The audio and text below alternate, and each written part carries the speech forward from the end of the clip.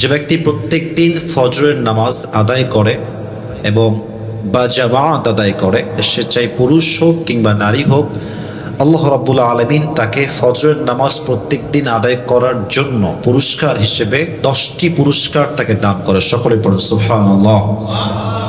প্রথম যে পুরস্কার সেই বান্দা পায় সেটি হচ্ছে আল্লাহ প্রদত্ত একটা নিরাপত্তা সে পায়।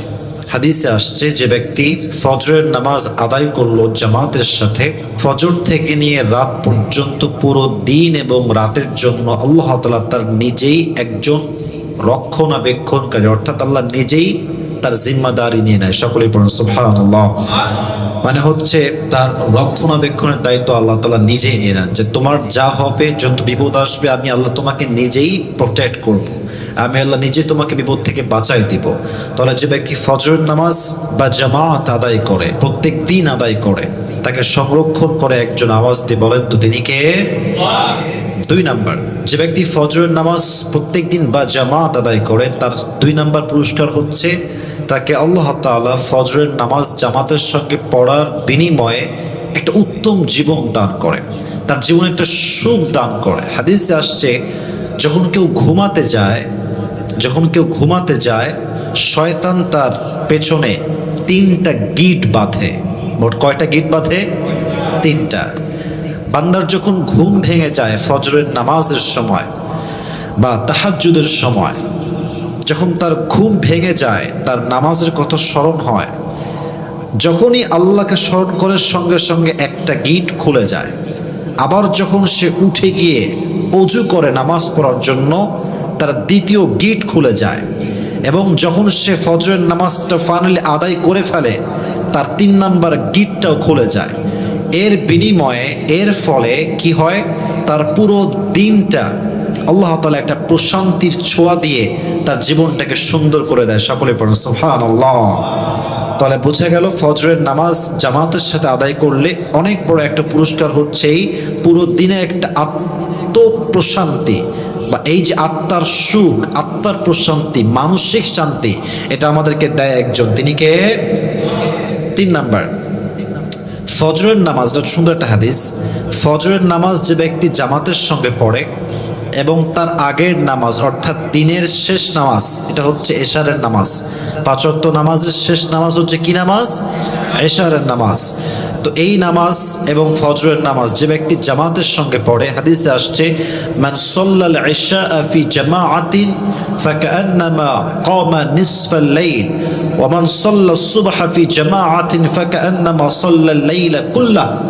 যে ব্যক্তি ইশা এবং ফজর 2টা একসঙ্গে আদায় করে জামাতের সাথে, অর্থাৎ এশাও জামাতে পড়েছে, ফজরটাও জামাতে পড়েছে, এর বিনিময় কি? সারা রাত ইবাদত করলে, নামাজ পড়লে যে সওয়াবটা হতো, এশা এবং ফজরটা জামাতে পড়ার কারণে আল্লাহ তাআলা সেই পুরো রাতের সওয়াবটা তার আমলনামায় দান করবে। সকলেই পড়ুন সুবহানাল্লাহ। তাহলে আমরা এশার নামাজটাও জামাতে পড়ব, ফজরের নামাজটাও জামাতে পড়ব। 4 নাম্বার, যে ব্যক্তি এশারের নামাজ আদায় করলো এবং পাশাপাশি সে ফজরটা জামাতের সাথে পড়লো, হাদিসে আসছে, যে ব্যক্তি ফজরের নামাজ জামাতে আদায় করে, জাহান্নামের খাতার থেকে তার নামটা আল্লাহ তাআলা কেটে দেয়। সুবহানাল্লাহ পড়বেন না সবাই? এবং জান্নাতের খাতায় তার নামটা উঠে যায়। পাশাপাশি এখানে আরেকটি আমি অ্যাড করতে চাই, সেটা হচ্ছে এই, এটাকে আপনি 5 নাম্বার ধরতে পারেন, সেটা হচ্ছে যে ব্যক্তি ফজরের নামাজ বা জামাত আদায় করে, মুনাফিকের লিস্ট থেকে তার নাম আল্লাহ কেটে দেয় এবং মুমিনের যে লিস্ট আছে, মুমিনের কাতারে তার নামটাকে লিখে দেয়। সুবহানাল্লাহ পড়বেন না সবাই? আল্লাহ আমাদের সবাইকে ফজরের নামাজটা বা জামাত আদায় করার তৌফিক দান করুন। সকলেই পড়া আমিন।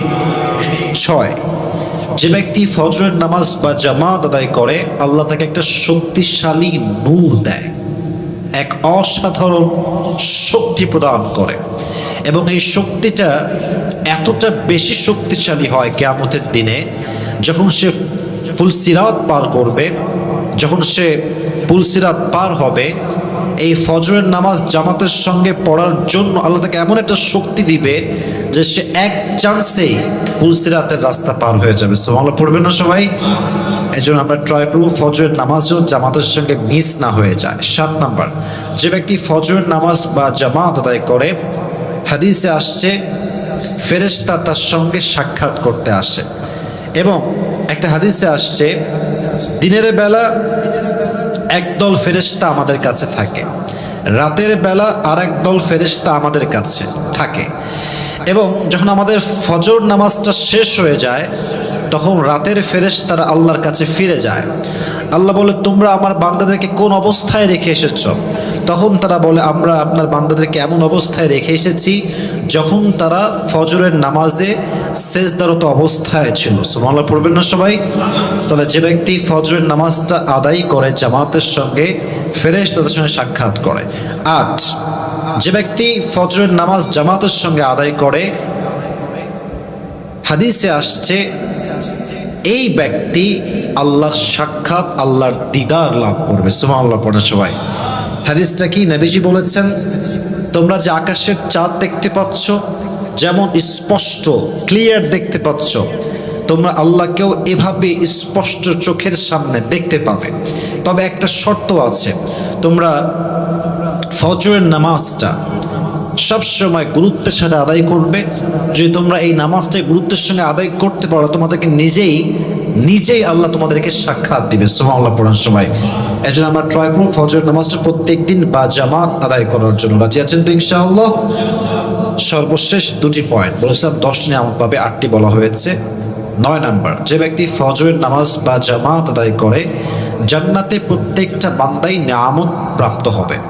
Allah will give them a lot of mercy, blessing and bounties. আল্লাহ তাদেরকে অনেক নিয়ামত দিবেন, অনেক রহমত বর্ষিত করবেন। বাট হাদিসে আসছে জান্নাতে যে ব্যক্তি ফজরের নামাজ পড়নেওয়ালা ছিল বা জামাতের সাথে, যত নিয়ামত মানুষ পাবে সবচেয়ে বেশি নিয়ামত পাবে সেই বান্দা যে বান্দা ফজরের নামাজটা বা জামাত দুনিয়াতে আদায় করেছে। সুবহানাল্লাহ পড়েন সবাই। 9 নাম্বার, সর্বশেষ এবং এটি সবচেয়ে বড় একটা blessing in this worldly life, দুনিয়াতে, সেটা হচ্ছে যে ব্যক্তি ফজর নামাজ প্রত্যেক দিন জামাতের সঙ্গে পড়ে, প্রত্যেক দিন আদায় করে, তার রিজিকের সোর্স হয়তো বা খুবই অল্প টাকার, হয়তো 10,000 টাকা বেতন পায়, হয়তো তার স্যালারি হচ্ছে 15,000 টাকা। বাট হাদিসে আসছে যে ফজর নামাজ প্রত্যেক দিন বা জামাত আদায় করতে পারে, আল্লাহ তার রিজিকে এত বেশি বরকত দান করে যে সে রিজিকের বরকতে কখনো গুণেই শেষ করতে পারে না। সুবহানাল্লাহ পড়বেন না আপনারা? তাহলে বোঝা গেল প্রত্যেক দিন ফজরের নামাজ যদি বা জামাত আদায় কেউ করতে পারে, তার রিজিকে বরকত দান করবে। একজন আওয়াজ দিয়ে বলেন তো তিনি কে? আল্লাহ আমাদের সবাইকে ফজরের নামাজটা প্রত্যেক দিন, in every single day, যেন আমরা প্রত্যেক দিন ফজর নামাজটা জামাতের সঙ্গে পড়তে পারি। আল্লাহ আমাদের সকল মুসলিম উম্মাহকে এই তৌফিক দান করুন। সকলের পড়া আমিন।